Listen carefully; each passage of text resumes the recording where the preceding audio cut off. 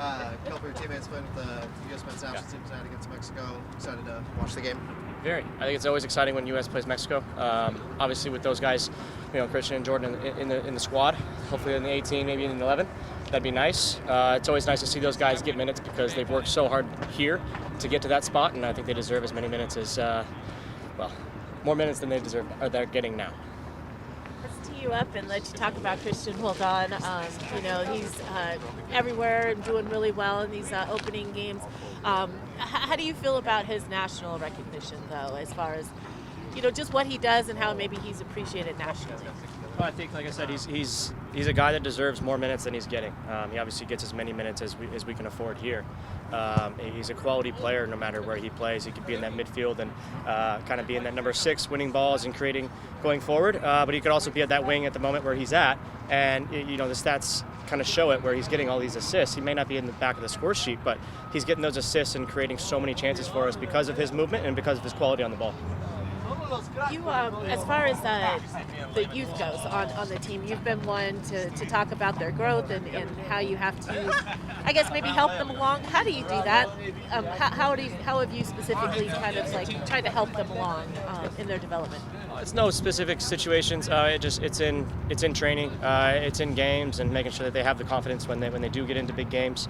A guy like Obed, a guy like Jackson Reagan, and even Reed Baker Whiting, who's been with the team for now almost a full year now. Yeah. So it's good that these guys can get out and train with us as much as possible and get time in minutes because it shows them what it's going to take. It doesn't take it's different than the academy. It's different than college. It's different than even just playing with the Tacoma Defiance. So it's that next level, and they're willing to do the work and they're willing to listen to the older guys, which is nice. Is there? Do you notice anything different about Jackson after the couple of games that he had that were good? No, I think we all saw that he was a quality player. That he's Chad Marshall 2.0. He is the mannerisms, even and the passing, the quality of passing, the ability to win just about every aerial duel imaginable, and you see him covering a lot of space as well, last-ditch tackles, and making sure his positioning is good. So we all saw the quality. We're happy that it's being seen by everyone else. With no games until April 2nd, what's the focus of this group during these couple of weeks? Keep our fitness, maybe add a little bit more to getting some guys back, so getting them some fitness, but making sure that we all stay healthy. We have a lot of games and we had a lot of travel in the past 2-3 weeks, so want to make sure that guys are back with their families, getting some downtime as well as keeping that fitness. How's your March Madness bracket going? I didn't do one this year, but I'm glad that UCLA is doing well. Club reached the CCL semis for the second time in club history. How big is this opportunity, and what does it mean to the group to be one step away from playing in the final?